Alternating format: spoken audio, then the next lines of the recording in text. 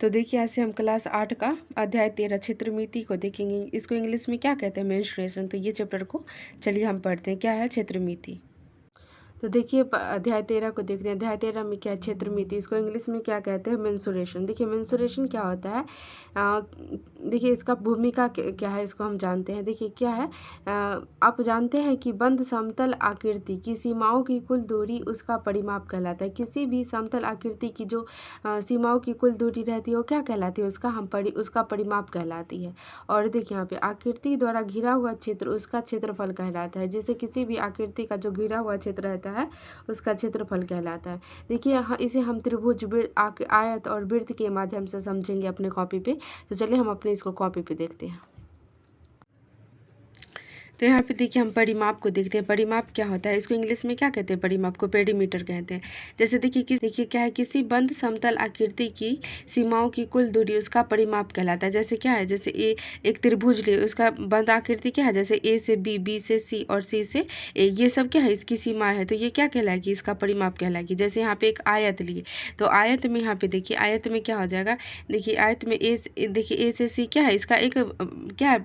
एक सीमा की कुल दूरी है। तो ये क्या कहलाएगा? ए से सी और सी से डी, डी से बी, बी से ए, या ए से बी, बी से डी, डी से सी और सी से ए, ये सब क्या कहलाता है? इसका परिमाप कहलाता है। ये सब क्या कहलाता है? ये जो घिरी हुई रेखा रहती है उसको हम क्या कहते हैं? बेसिकली इसको हम परिमाप कहते हैं। जैसे इसमें त्रिभुज में ये जो घेरी हुई रेखा रहेगी उसको हम क्या कहेंगे? परिमाप कहेंगे। तो देखिए क्षेत्रफल क्या होता है? एरिया। इसको क्षेत्रफल को इंग्लिश में क्या कहते हैं? एरिया। जैसे यहाँ पे क्या होता है, किसी बंद आकृति द्वारा घिरा हुआ क्षेत्र उसका क्या कहलाता है? क्षेत्रफल कहलाता है। जैसे देखिए ये ट्रायंगल का जो अंदर का भाग होगा उसका ये सब क्या कहलाएगा? ये सब इसका क्षेत्रफल कहलाएगा। जैसे किसी भी आयत में ये क्या कहलाएगा? इसका क्षेत्रफल कहलाएगा। जो अंदर का भाग होता है उसे हम क्या कहते हैं? क्षेत्रफल कहते हैं। तो देखिए यहाँ पे एक नोट बना के लिख लीजिएगा। परिमाप या परिसीमा, परिमिति या परिधि। देखिए यहाँ पे परिमाप, परिसीमा या परिमिति या परिधि का अर्थ होता है घेरे की कुल लंबाई। जैसे देखिए यहाँ पे परिमाप, देखिए यहाँ पे परिमाप हुआ या परिसीमा हुआ या परिमिति हुआ या परिधि, ये तीनों का मतलब क्या हुआ? एक ही होता है। जैसे यहाँ पे ये क्या कहलाता है? इसका अर्थ क्या होता है? घेरे की कुल लंबाई। जैसे यहाँ पे अगर हम ट्रायंगल का ले लिए तो इसके घेरे की जो कुल लंबाई रहेगी उसको हम क्या कहेंगे? उसको हम परिमिति कहेंगे। जैसे अगर रेक्टेंगल ले लिए तो रेक्टेंगल की जो कुल घेरे की कुल लंबाई रहेगी उसको हम क्या कहेंगे? परिमिति कहेंगे। और यहाँ पे देखिए यहाँ पे क्षेत्रफल में क्या है? क्षेत्रफल एरिया को ए के द्वारा दर्शाया या दिखाया जाता है। क्षेत्रफल को किसकी तरह दर्शाया जाता है? ए के द्वारा दर्शाया जाता है। देखिए प्रश्नावली 13.1 का पहला नंबर क्वेश्चन देखते हैं। बगल की आकृति में एक आयताकार और एक वर्गाकार खेल के मैदान के माप दिए हुए हैं। यदि इनके परिमाप समान है तो किस मैदान का क्षेत्रफल अधिक होगा? देखिए यहाँ पे क्या कह रहा है, आकृति में एक आयताकार और एक वर्गाकार खेल के मैदान दिए गए। देखिए ये क्या है? ये वर्गाकार खेल का मैदान है। आकृति ए क्या है? ये वर्गाकार खेल का मैदान है। और आकृति बी क्या है? ये आयताकार खेल का मैदान है। और ये क्या कह रहा है? दोनों के यदि इनके परिमाप समान है, मतलब कि दोनों के परिमाप क्या है? समान है। तो इस पे पूछ रहा है क्या? तो किस मैदान का क्षेत्रफल अधिक होगा? तो चलिए इसको हम बना के देखते हैं कि किसका क्षेत्रफल अधिक होगा। तो देखिए दो आकृति दिया गया है, आकृति ए और आकृति बी। देखिए आकृति ए क्या है? वर्ग है। और आकृति दो क्या है? एक आयत है। तो चलिए हम आकृति ए से आयत का, तो देखिए आकृति ए से वर्ग का परिमाप निकालते हैं। यहाँ पे लिखेंगे आकृति ए का परिमाप। देखिए आकृति ए क्या है? वर्ग है। तो वर्ग का परिमाप क्या होता है? 4 गुने भुजा। तो यहाँ पे लिखेंगे 4 गुने भुजा। देखिए यहाँ पे देखिए 4 और भुजा कितना है? देखिए यहाँ पे सभी का मान समान है ना। देखिए लंबाई भी कितना है? 80 मीटर है। चौड़ाई भी कितना है? 80 मीटर है। यहाँ पे मतलब सभी मतलब चारों भुजा आपस में बराबर, उसे क्या कहते हैं? ये भुजा है। तो भुजा का मान कितना है? 80 मीटर। तो यहाँ पे लिख देंगे 80 मीटर। तो यहाँ पे कितना हो जाएगा? देखिए 8 चौक 32, 320 मीटर। आकृति ए का परिमाप कितना है? 320 मीटर। तो चलिए अब हम आकृति बी का परिमाप निकालते हैं। यहाँ पे लिखेंगे आकृति बी का परिमाप, सॉरी यहाँ पे 3 होगा। आकृति बी का परिमाप, देखिए आकृति बी क्या है? ये है। तो ये क्या किस फॉर्म में दिख रहा है? आयत के रूप में दिख रहा है। तो आयत का परिमाप क्या होता है? 2 इंटू लंबाई प्लस चौड़ाई। तो यहाँ पे लिखेंगे 2 इंटू लंबाई प्लस चौड़ाई।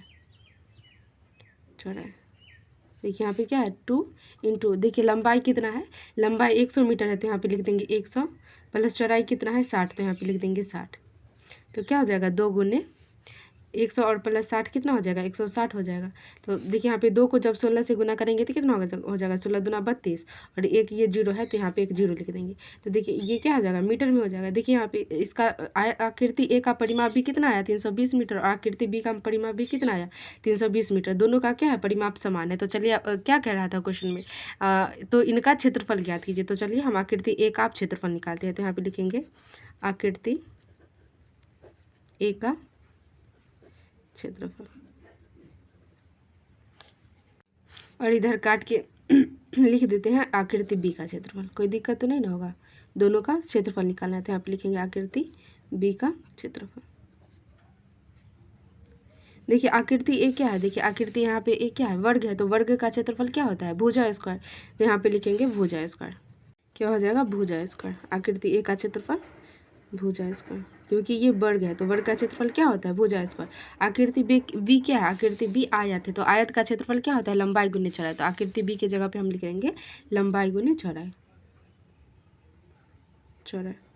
देखिए भुजा कितना, आकृति ए में भुजा कितना दिया गया 80 मीटर, तो हम आकृति ए के जगह पे भुजा के जगह पे कितना लिखेंगे 80 मीटर। तो यहाँ हो जाएगा 80 का होल स्क्वायर, और यहाँ लंबाई कितना इसमें दिया था, एक में दिया लंबाई है 100 मीटर और चौड़ाई कितना है 60 मीटर। तो यहाँ पे लिख देंगे 60 मीटर। तो देखिए 80 का स्क्वायर मतलब क्या 80 गुने 80 लिखेंगे, 80 गुने 80।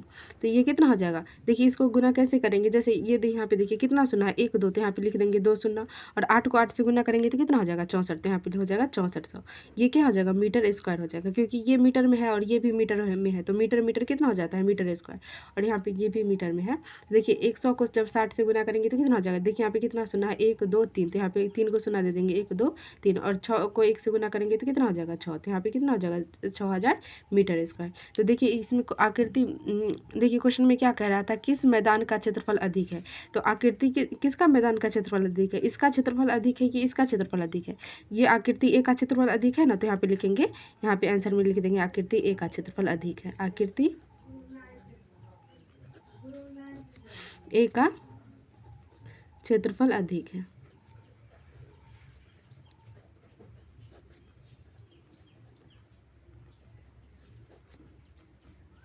अब देखिए बी नंबर को देखते हैं। तो देखिए अब क्वेश्चन नंबर 2 देखते हैं। क्वेश्चन नंबर 2 में क्या है, बिमला के पास एक आयताकार प्लॉट है जैसा कि चित्र में दिखाया गया, जैसा कि इस चित्र में दिखाया है। बिमला के पास क्या है एक आयताकार प्लॉट है, वह प्लॉट के बीच में एक वर्गाकार घर बनाना चाहता है। देखिए ये क्या है, ये एक प्लॉट है और इसके बीच में क्या करना चाहता है, वो घर बनाना चाहता है। घर के चारों ओर फुलवारी लगवानी है। देखिए ये घर है तो घर के चारों ओर जो पीला कलर से रंगा हुआ है उसमें क्या है, इसमें इसका मन है कि फुलवारी लगाना। उसे फुलवारी लगाने में 40 रुपये प्रति वर्ग मीटर की दर से कितने रुपए खर्च करने होंगे। जैसे देखिए ये घर है, ये क्या है, बिमला का क्या है एक आयताकार प्लॉट है। आयताकार प्लॉट में वो बीच में घर बनाना चाहता है और उसके चारों ओर जो पीला कलर का रंगा हुआ है उसमें क्या करना चाहता है, वो फुलवारी लगाना चाहता है। तो चलिए हम इसका देखिए और क्या कह रहा है, इसे फुलवारी लगाने में 40 रुपये प्रति मीटर की दर से कितने रुपए खर्च होंगे। तो चलिए इसका हम क्षेत्रफल निकाल के देखते हैं कि इसको कितना रुपया खर्च होगा। तो देखिए क्वेश्चन नंबर 2 में देखते हैं क्या है। देखिए ये क्या है, बिमला का एक प्लॉट है और ये क्या है आयताकार प्लॉट है और इसमें क्या है बीच में घर बना है, और ये जो खाली जगह है इसमें क्या करना चाहता है, वो फुलवारी लगाना चाहता है। तो चलिए इसको हम बनाते हैं। देखिए यहाँ पे क्या है फुलवारी, ये मतलब क्या पूछ रहा है, फुलवारी का क्षेत्रफल। तो यहाँ पे निकालेंगे फुलवारी का क्षेत्रफल, फुलवारी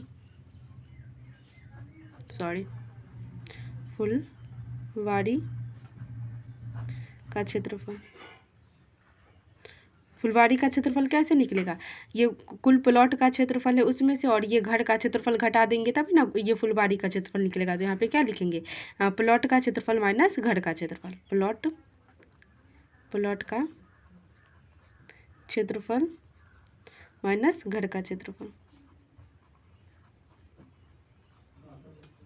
देखिए उसका प्लॉट क्या है, प्लॉट का क्षेत्रफल, प्लॉट उसका क्या है आयताकार है और घर भी क्या है उसका आयताकार है। तो यहाँ पे क्या करेंगे, देखिए यहाँ पे क्या है प्लॉट क्या है आयताकार है और घर भी क्या है आयताकार है। तो यहाँ पे प्लॉट का क्षेत्रफल निकालेंगे तो आयत का क्षेत्रफल क्या होता है लंबाई गुने चौड़ाई। तो यहाँ पे लिख देंगे लंबाई, आयत के क्षेत्रफल की जगह पे लिख देंगे लंबाई गुने चौड़ाई। माइनस घर का क्षेत्रफल क्या है, घर भी क्या है, आयताकार है, तो घर का आयत का क्षेत्रफल क्या होता है, लंबाई गुने चौड़ाई। तो यहाँ पे लिख देंगे लंबाई गुने चौड़ाई। देखिए प्लॉट का देखिए प्लॉट का लंबाई कितना है 80 मीटर और चौड़ाई कितना है 60 मीटर। तो हम यहाँ पे लंबाई की जगह पे कितना लिख देंगे 80 मीटर और चौड़ाई की जगह पे कितना लिख देंगे 60 मीटर। माइनस देखिए यहाँ पे घर का क्षेत्रफल घर की लंबाई कितना है 40 मीटर और चौड़ाई कितना है 40 मीटर। तो यहाँ पे भी लिख देंगे 40 मीटर, ये दोनों मीटर में है। तो देखिए ये 2 शून्य है ना, तो यहाँ पे 2 शून्य लिख देंगे और 8 को जब 6 से गुना करेंगे तो कितना हो जाएगा 8 चौक 48 और ये मीटर मीटर क्या हो जाएगा मीटर स्क्वायर। और ये यहाँ पे देखिए यहाँ पे कितना शून्य है 2, तो यहाँ पे भी लिख देंगे 2 और 4 चौका 16, तो यहाँ पे 16 मीटर। देखिए 4800 मीटर स्क्वायर में से 1600 मीटर स्क्वायर घटाएंगे तो कितना हो जाएगा 3200 मीटर, 3200 मीटर स्क्वायर। तो देखिए फुलवाड़ी का कुल क्षेत्रफल कितना आया 3200 मीटर। और देखिए क्वेश्चन में क्या पूछ रहा था, यहाँ देखिए उसे फुलवाड़ी लगाने में 40 रुपये प्रति वर्ग मीटर की दर से खर्च होते हैं। तो यहाँ पे लिखेंगे फुलवाड़ी लगाने में खर्चा, फुलवाड़ी लगाने में कुल खर्च।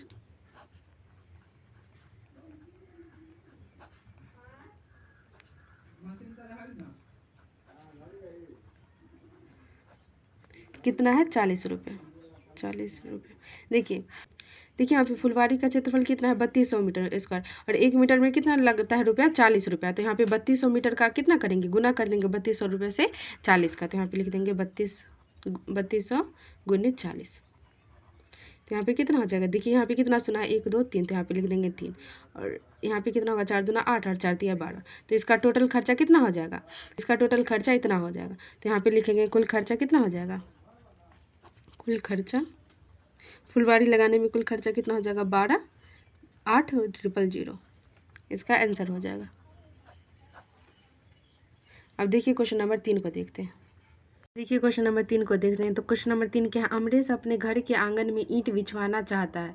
यदि आंगन की लंबाई कितना दिया गया है, देखिए यहाँ पे 20 मीटर और चौड़ाई कितना दिया गया है 15 मीटर हो तथा एक ईंट की लंबाई 25 सेंटीमीटर और 80 सेंटीमीटर हो। एक ईंट की लंबाई 25 सेंटीमीटर और 80 सेंटीमीटर हो तो उस आंगन में कितने ईंट लगाएंगे। इसको क्या करना है, चित्र के माध्यम से बनाना है। तो चलिए हम बनाते हैं। आप देखिए क्वेश्चन नंबर 3 का फिगर बना है। देखिए मान लीजिए कि ये क्या है, ये अमरेश का आंगन है और वो आंगन में क्या करवाना चाहता है, ईंट बिछवाना चाहता है। तो मान लीजिए बीच बीच में मतलब कि यहाँ से शुरू कर रहे हैं ईंट बिछवाने का। तो देखिए यहाँ पे क्या कर रहा है, आंगन की लंबाई कितना दिया गया 20 मीटर और चौड़ाई कितना दिया गया 15 मीटर और यहाँ पे ईंट का लंबाई कितना दिया गया 25 सेंटीमीटर और चौड़ाई कितना दिया गया 80 सेंटीमीटर। तो यहाँ पे क्या पूछ रहा था, आंगन में कुल कितने ईंट लगेंगे। तो कैसे निकालेंगे, पहले आंगन का क्षेत्रफल निकाल लेंगे, उसके बाद किसको आंगन का क्षेत्रफल और ईंट का क्षेत्रफल निकाल देंगे, उसका दोनों का बटा करके निकालेंगे। तो चलिए इसको हम बनाते हैं। यहाँ पे क्या लिखेंगे, सबसे पहले आंगन का कुल क्षेत्रफल, आंगन का कुल क्षेत्रफल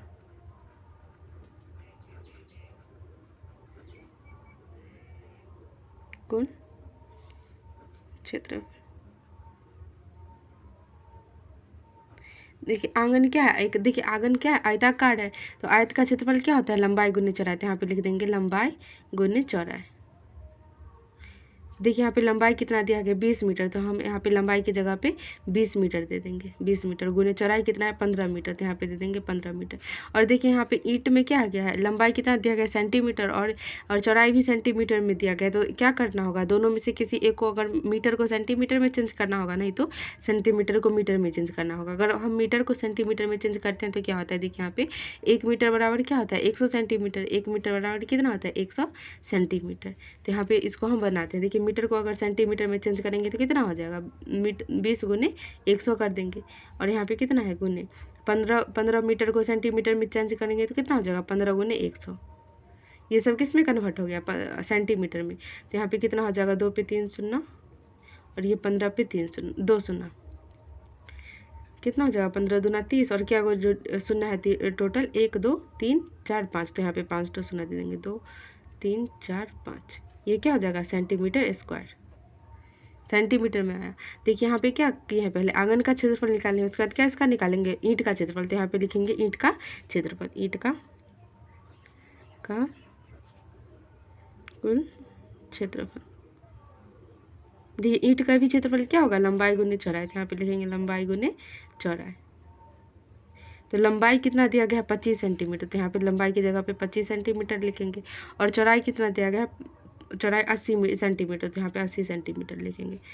देखिए यहाँ पे तो 8 पंचे कितना होगा, 8 पंचे 40 का 16 हासिल 4 8 का 16, 16 और 4 20, तो यहाँ पे हो जाएगा 200 और ये एक शून्य है तो यहाँ पे एक शून्य हो जाएगा। ये भी क्या हो जाएगा सेंटीमीटर स्क्वायर में हो जाएगा, सेंटीमीटर स्क्वायर। और देखिए आगे क्या कर रहा था क्वेश्चन में, उस आंगन में कितने ईंट बिछाए जाएंगे, तो यहाँ पे लिखेंगे आंगन में कुल कितने ईंट बिछाए जाएंगे, आंगन में कुल कितने ईंट लगेगी। तो इसको हम कैसे निकालेंगे, इसको कैसे निकालेंगे, तो क्या करेंगे, आंगन का कुल क्षेत्रफल बटा क्या कर देंगे, ईंट का कुल क्षेत्रफल, तो ईंट की कुल कितने ईंट लगेंगे वो निकल जाएंगे। तो यहाँ पे क्या लिखेंगे, आंगन का क्षेत्रफल बटा में बटा ईंट का क्षेत्रफल। देखिए आंगन का क्षेत्रफल कितना आया था, इतना आया था, तो यहाँ पे देखिए क्या लिख देते हैं, आंगन के क्षेत्रफल की जगह पे कितना है, 3 पे कितना शून्य है, 1 2 3 4 5 6, तो यहाँ पे 3 पे 6 शून्य दे देंगे, 2 2 2 2 4 5 6, और बट्टा में क्या है, चौड़ा ईंट का क्षेत्रफल कितना आया 2000, तो यहाँ पे लिख देंगे 2000। तो देखिए ये 3 शून्य से ये 3 शून्य खत्म हो जाएगा, और यहाँ पे कितना बचेगा, तो देखिए यहाँ पे कितना बचेगा, देखिए 300 बट्टा 3000 बट्टा 200 बचेगा, 2 बचेगा, तो यहाँ पे कितना हो जाएगा 15 दूना 30, और ये 2 शून्य बच जाएगा, तो कितना हो जाएगा 1500 ईंट। कुल ईंट के कितने, आंगन में कुल ईंट की संख्या कितनी होगी 1500, तो इसका आंसर कितना हो जाएगा 1500। अब देखिए हम क्वेश्चन नंबर 4 को देखते हैं। तो देखिए क्वेश्चन नंबर 4 को देखते हैं। क्वेश्चन नंबर 4 क्या है, एक त्रिभुजाकार खेत का क्षेत्रफल कितना है 600 वर्ग मीटर तथा ऊंचाई 60 मीटर है, तो उस खेत का क्या कह रहा है, आधार ज्ञात करने को बोला है। तो चलिए इसको हम बनाते हैं अपने कॉपी पे। देखिए यहाँ पे हम एक फिगर बना लिए हैं, एक त्रिभुजाकार खेत है, एक त्रिभुज, खेत का आकार कैसा है त्रिभुजाकार, और उसकी ऊंचाई, तो उसकी ऊंचाई यहाँ से यहाँ तक की ही ना उसकी ऊंचाई कहलाएगी, तो उसकी ऊंचाई कितना दिया गया है 60 मीटर, तो यहाँ पे ऊंचाई की जगह पे 60 मीटर दे देंगे। और देखिए यहाँ पे क्वेश्चन को कैसे बनाएंगे, यहाँ पे जैसे फिगर बना लीजिएगा, उसका जो दिया गया है ना उसको गिवन लिख के बनाइएगा या दिया हुआ लिख के बनाइएगा। तो हम दोनों लिख दिए, अगर आपका मन करे गिवन लिख के बनाने का तो गिवन लिख के बना लीजिएगा, और दिया हुआ लिख के बनाना है तो वो लिख के बना लीजिएगा। तो यहाँ पे देखिए क्या दिया गया था, ऊंचाई दिया गया था, तो ऊंचाई कितना है 60 मीटर, और त्रिभुज का क्षेत्रफल दिया गया था, तो त्रिभुज का क्षेत्रफल कितना है 600 मीटर स्क्वायर। तो यहाँ पे आप निकालते हैं त्रिभुज का कुल क्षेत्रफल क्या होगा, मतलब क्या कह रहा था वो, त्रिभुजाकार खेत का आधार ज्ञात करने के लिए। तो यहाँ पे कैसे निकालेंगे, त्रिभुज का क्षेत्रफल निकालेंगे, तो यहाँ पे लिखेंगे त्रिभुज का क्षेत्रफल। त्रिभुज का क्षेत्रफल कितना होता है 1/2 गुने आधार गुने ऊंचाई, 1/2 गुने आधार गुने ऊंचाई। त्रिभुज का क्षेत्रफल यही ना होता है। देखिए यहाँ पे त्रिभुज का क्षेत्रफल कितना दिया गया है 600 मीटर स्क्वायर, तो हम त्रिभुज के क्षेत्रफल की जगह पे कितना लिखेंगे 600, और बराबर में कितना है 1/2 गुने आधार कितना है, आधार नहीं दिया गया तो आधार की जगह पे हम आधार ही लिख देंगे, और ऊंचाई कितना दिया गया 60 मीटर, तो ऊंचाई की जगह पे 60 लिख देंगे। तो यहाँ पे देखिए ये इससे ये कट जाएगा तो कितने मरतबे कटेगा 30 मरतबे, और यहाँ पे देखिए ये शून्य से ये शून्य खत्म हो जाएगा, तो आधार बराबर कितना बचेगा 60/3। तो इसको हम काटेंगे कितने मरतबे 3 दूना 6, तो ये क्या हो जाएगा 20। तो त्रिभुजाकार खेत का आधार कितना हुआ 20 मीटर, त्रिभुजाकार खेत का आधार कितना हुआ 20 मीटर, तो इसका आंसर यही हो गया। तो अब देखिए क्वेश्चन नंबर 5 को देखते हैं। क्वेश्चन नंबर 5 क्या है, एक धावक को कम से कम दूरी तय करने के लिए निम्न में से किस आकृति पर चक्कर लगाना चाहिए।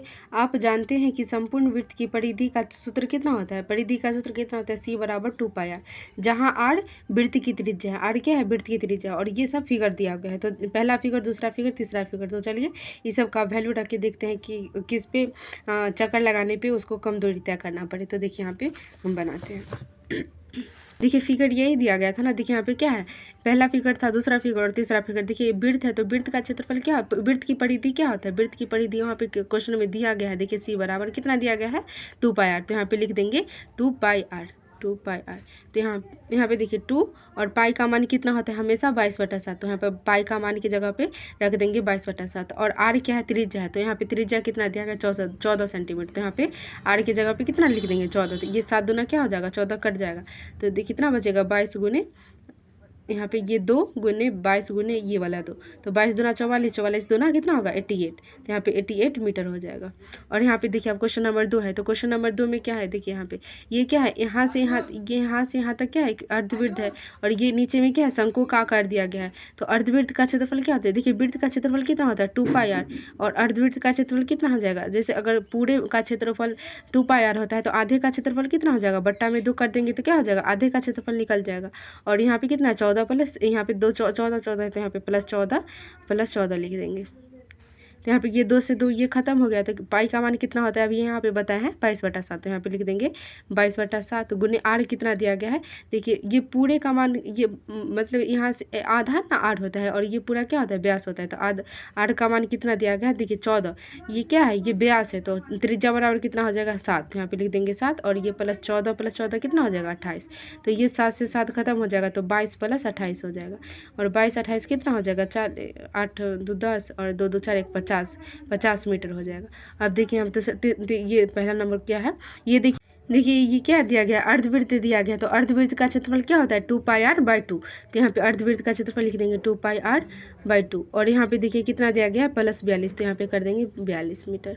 और देखिए यहाँ पे 2 पाई का मान कितना होता है 22/7, यहाँ पे कर सकते थे कि ये 2 से ये 2 काट दे सकते थे, लेकिन नहीं काटे तो कोई नहीं। और यहाँ पे देखिए आर का मान कितना, यहाँ पे पूरा व्यास कितना दिया गया 42, तो आर का मान कितना हो जाएगा 42 का आधा कितना हो जाएगा 21, तो यहाँ पे 21 दे देंगे +42 बट्टा में क्या हो जाएगा 2 हो जाएगा। तो यहाँ पे देखिए ये वाला 2 यहाँ पे बट्टा में हो जाएगा, तो ये क्या हो जाएगा 7 या 21, और ये 2 से 2 खत्म हो जाएगा, तो यहाँ पे कितना हो जाएगा 22 गुने 3 +42, तो 22 ये कितना होता है 66 +42, तो कितना हो जाएगा 108 मीटर।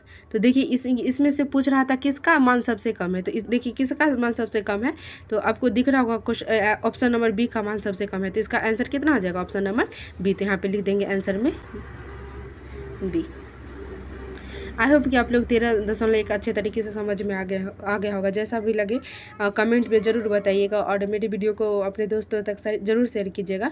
धन्यवाद। अब मिलेंगे अगले वीडियो में। धन्यवाद।